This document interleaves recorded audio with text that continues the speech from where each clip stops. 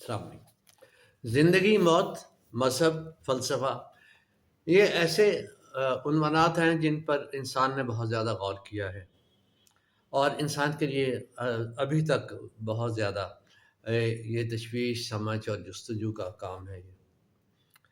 تو ابتدائی طور پہ یہ سب کچھ کیسے چلا، کیسے ہوتا رہا، یا ابتدائی نظریات اس کے بارے میں کیا تھے، یہ بھی ایک بہت اہم سوال رہا ہے۔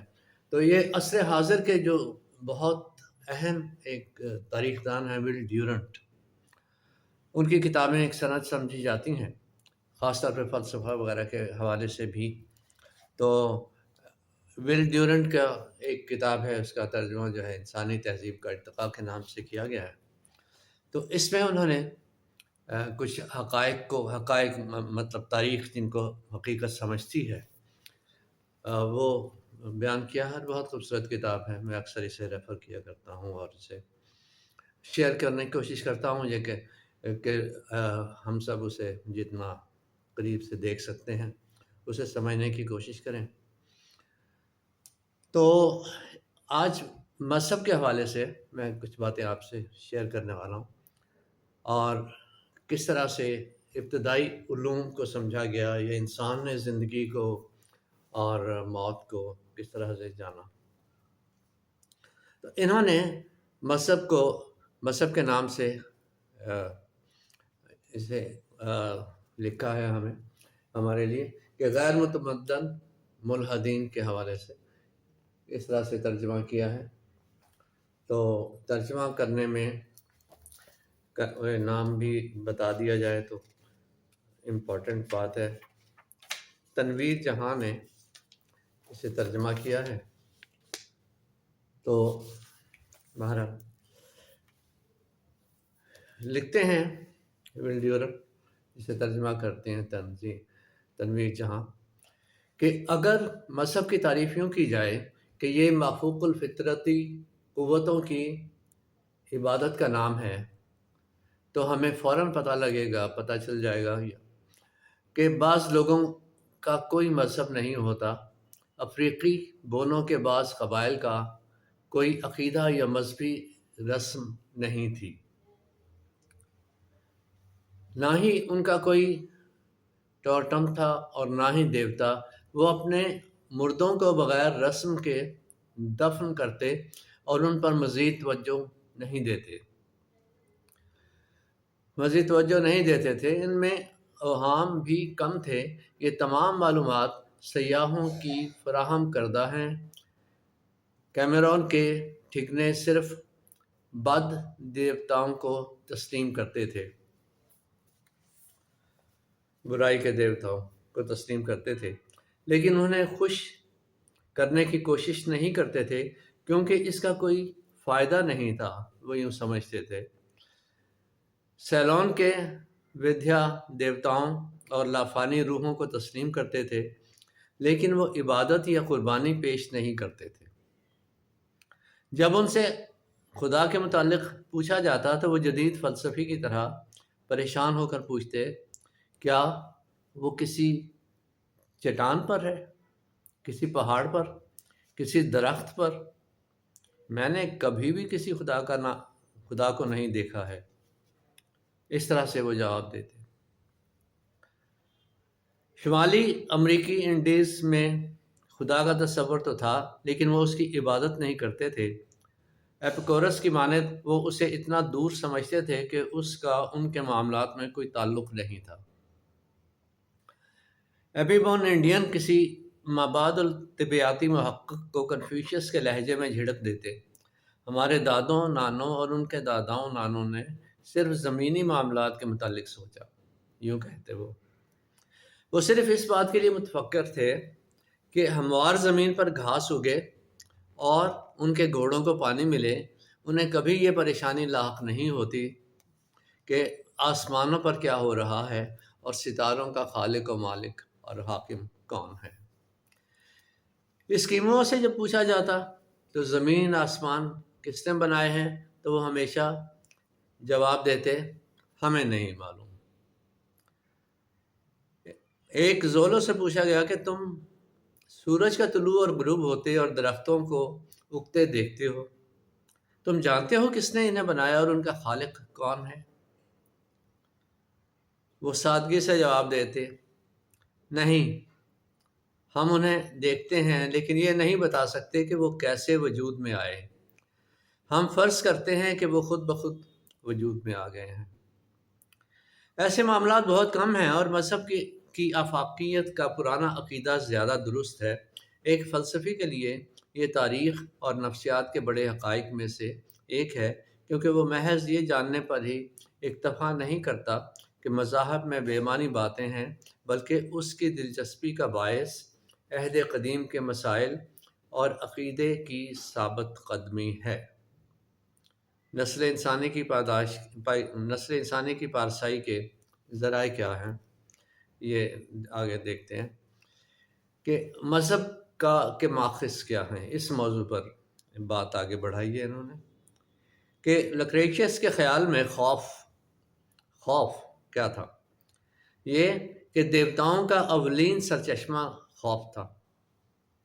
دیوتاؤں کا اولین سرچشمہ، طاقت کا سرچشمہ، حکمرانی کا سرچشمہ خوف تھا، خاص طور پر موت کا خوف۔ غیر متمدن زندگی ہزاروں خطرات سے پر تھی اور کم ہی فطری موت کا سامنا ہوتا تھا۔ بڑی امپورٹنٹ بات ہے۔ غیر متمدن زندگی، یہ سمجھتے تھے وہ کہ موت جو ہے فطری نہیں ہوتی، بس حادثہ ہی ہوتا ہے۔ غیر متمدن زندگی ہزاروں خطرات سے پر تھی اور کم ہی فطری موت کا سامنا ہوتا تھا۔ بڑھاپے سے پہلے ہی تشدد یا کوئی عجیب و غریب بیماری انسانوں کی اکثریت کو کھا جاتی تھی۔ چنانچہ قدیم انسان کو اس بات پر یقین نہیں تھا کہ موت فطری چیز ہے، اور وہ اسے مافوق الفطرت تماشوں کا کیا دھرا سمجھتے تھے۔ مافوق الفطری عمل تھا ایک۔ نیو برٹن کے باشندوں کی دیو مالا کے مطابق انسان کو دیوتاؤں کی غلطی کی وجہ سے موت آتی تھی۔ اچھے دیوتا کمبینانا نے اپنے احمق بھائی کورودا کو ایک دیوتا نے جو اچھائی کا دیوتا تھا، کمبینانا ہے، اس نے اپنے احمق بھائی کمبینانا نے اپنے احمق بھائی کورودا کو بتایا، ایک طرح سے علم کی بات اسے بتائی کہ انسانوں کے پاس جاؤ اور انہیں بتاؤ، یہ میسج بھیجا گیا انسانوں کے لیے دیوتا میں، اچھائی کے دیوتے نے، کہ جا کے انہیں بتاؤ، انہیں آگاہ کرو کہ اپنی کھالیں اتار لیں۔ دلچسپ بات ہے، انسانوں کے پاس جاؤ اور انہیں بتاؤ کہ وہ اپنی کھالیں اتار لیں، اس طرح وہ موت سے بچ جائیں گے۔ لیکن سانپوں سے کہو کہ انہیں اب مرنا پڑے گا۔ کورودا نے پیغام غلط پہنچائے، احمق بھی تھا اور اس نے بددیانتی کا کام بھی کیا کہ وہ پیغام غلط پہنچائے۔ اس نے لاقانونیت کا راز سانپوں کو دے دیا، جبکہ موت انسانوں کو۔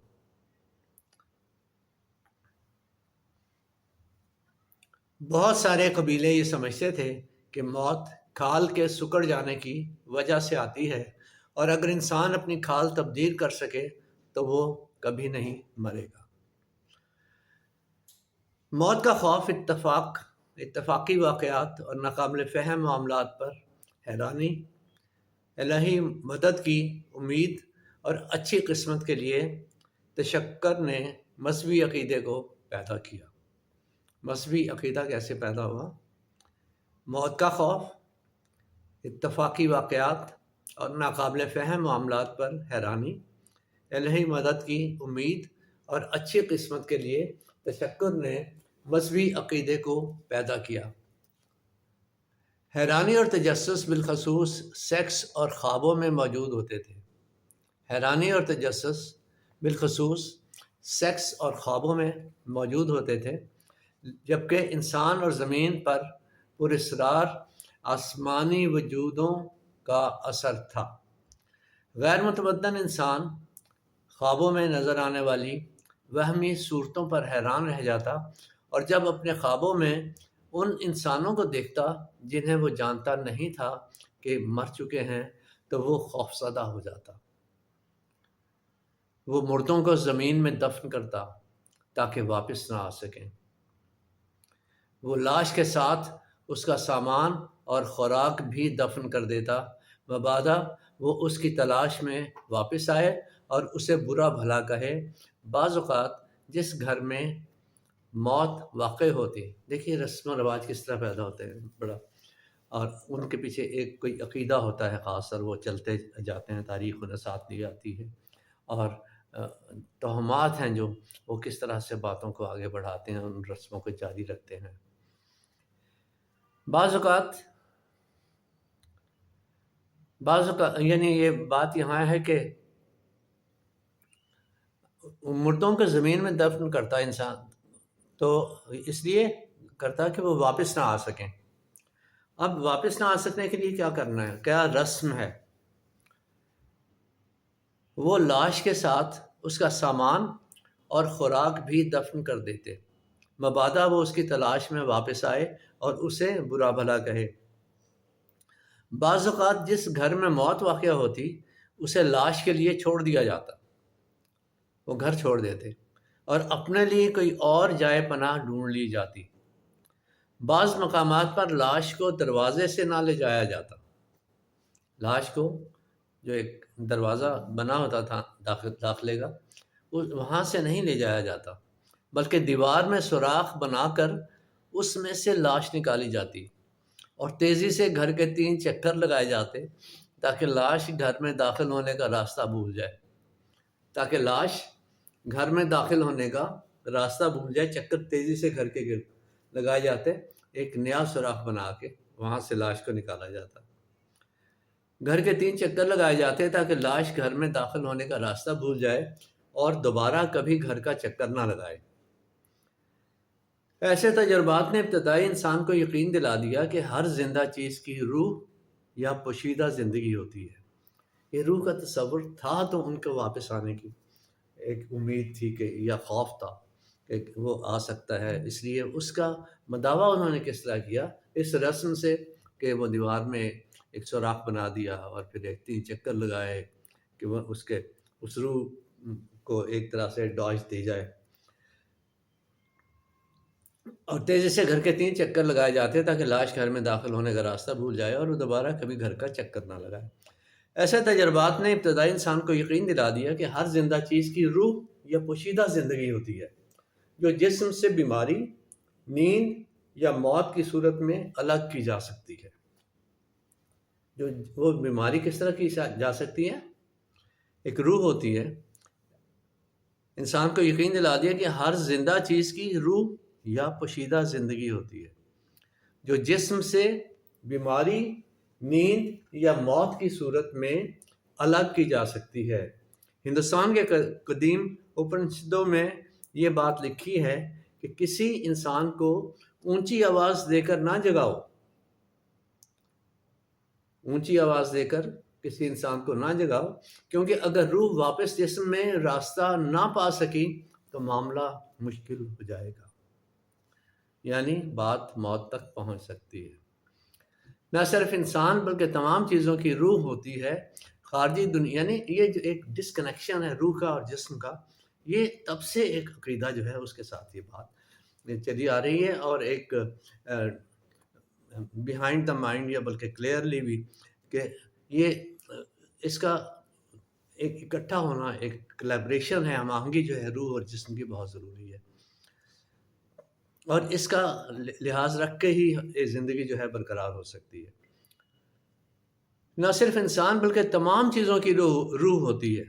خارجی دنیا بے حس یا مردہ نہیں تھی، یہ بہت زندہ تھی۔ خارجی دنیا ہر چیز میں روح ہے، تمام چیزوں میں۔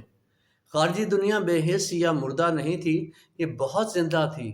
قدیم فلسفے کے مطابق اگر ایسا نہ ہوتا تو فطرت ناقابل توجیہ واقعات سے پر ہوتی، مثلاً سورج کی حرکت، بجلی کی چمک، یا درختوں کی سرگوشیاں، اشیاء اور واقعات کو جاننے کا شخصی طریقہ مجرد یا غیر شخصی طریقے سے بہت پہلے موجود تھا۔